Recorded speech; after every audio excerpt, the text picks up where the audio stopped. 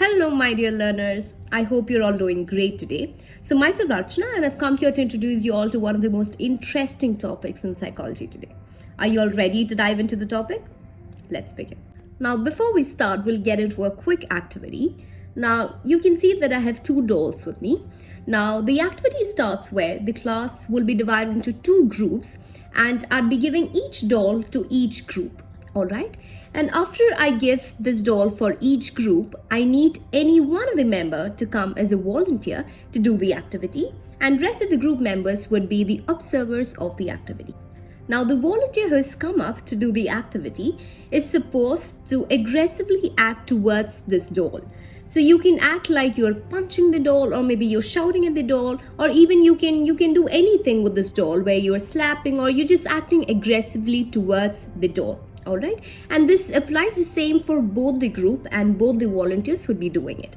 Alright, and after that, and while this is being done, the rest of the group members are supposed to observe what they're doing. Now, after the activity is done, one group member who has been aggressively acting towards the doll would get a positive reinforcement, could be a chocolate or could be a compliment, and the other group member who has been acting aggressively towards the doll would be getting a punishment.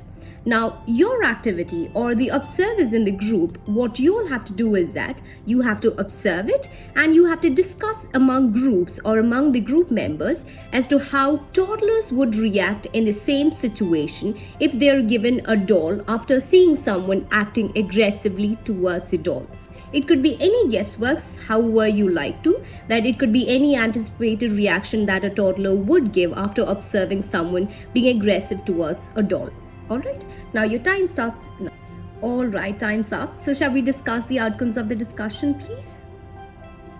Now, the activity that we just completed is one of the most prominent experiments in the field of psychology.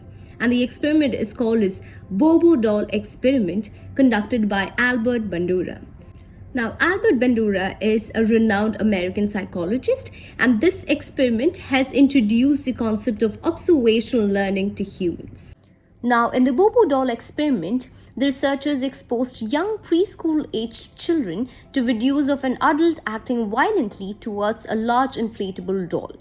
This aggressive behavior included verbal insults, physical violences such as slapping and punching, and at the end of the video, the children either witnessed the aggressor being rewarded or punished or received no consequence for this behavior. After being exposed to this model, the children were placed in a room where they were given the same inflatable Bobo doll. The researchers found that those who had watched the model either receiving positive reinforcement or no consequences for attacking the doll were more likely to show aggressive behavior towards the doll.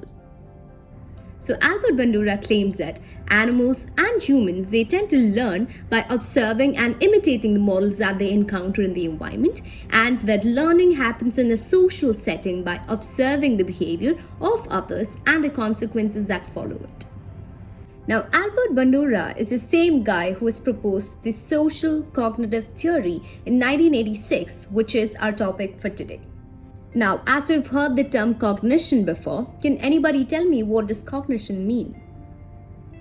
Yes, absolutely. So it is a mental process or mental action of acquiring knowledge, understanding, or thinking process. Now, the social cognitive theory of personality was developed as a broader explanation of social learning theory, which is based on observational learning by Bandura.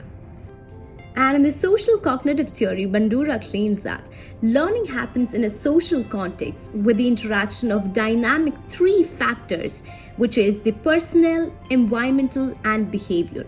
Now, I'll break it down for you. Now, your personal factors or cognitive factors include your thoughts, beliefs, feelings, values, knowledge, expectations, and attitudes. Now, the next one is the environmental factors. Now, environmental factors includes your outer social situations, your social norms, others' behaviors, your family, your peers, or anything which is external, that is your social context. That is your environmental factors. And the final one is your behavior. So your outward action, your choices, how you make, these includes your behavior. Now we have a very important term in this theory, which is nothing but the triadic reciprocal determinism. So you don't have to worry about the big title. I'll break it down for you guys. Now in this picture you can see a boy here, and per se he is very shy and timid and he doesn't like to meet a lot of people. So this is his personal or cognitive factor. Alright, and now let's imagine he has to attend a work meeting with a lot of people. And so here, this is the environmental factor, that is, the meeting or the social context is the environmental factor. And now in this meeting, he starts to have conversation with fairly great people, and the conversation that he's having, or when he's trying to spend time with other people, that is his behavior. And now during this, he feels that he's having a great time, and because of which his perception changed. That is, he feels more confident to have conversations with other people, because of which his cognition changed. Now he feels less shy and feels a little more comfortable. So here it is his cognition or personal factor. So from this we can understand that an individual's behavior is determined by the dynamic interaction between the three factors: the personal, environmental, and behavior. And this is called the triadic reciprocal determinism. Now let's get into the definition. Now, reciprocal determinism is a central concept of social cognitive theory that refers to the dynamic and reciprocal interaction of individuals with a set of learned experiences, the environment, external social context, and behavior, the response to stimuli to achieve goals. Now, we can start with a change in any of these factors to regulate our behaviors. I'll give you another example for better understanding. Now, you can see a girl here. So here, the girl lives in a noisy home with so many people around. And this is her environmental factor. Now, because of this, she's not able to study or concentrate and starts failing in her exams. Now, this is her behavior. And now this makes her feel that she's not smart or confident. And this is her cognitive factor. Now, a change in any of these factors can help a change in the outcome. Per se, she moves out of her home. That is the environmental factor that changed. So now she has more time to study and can concentrate. And now she's doing good in her exams, which is her behavior. And thus, her cognition changed to thinking that she is smart now. So this is how the three factors dynamically interact with each other to determine learning and behavior in individuals. Now, the goal of social cognitive theory is to explain how people regulate their behavior by control and reinforcement to achieve goal-directed behaviors and to maintain the behavior for over a period of time. Now, let's get into a quick activity. So, I need the class to be divided into 4 groups, and I need each group to discuss and come up with 2 examples for the concept of triadic reciprocal determinism. And after the discussions are done, one member from each group can come up and discuss about the examples. Now we have a few more components to the social cognitive theory. The first one is behavioral capability. Now, as the name suggests, it generally means a person's actual ability to perform a behavior through essential knowledge and skills.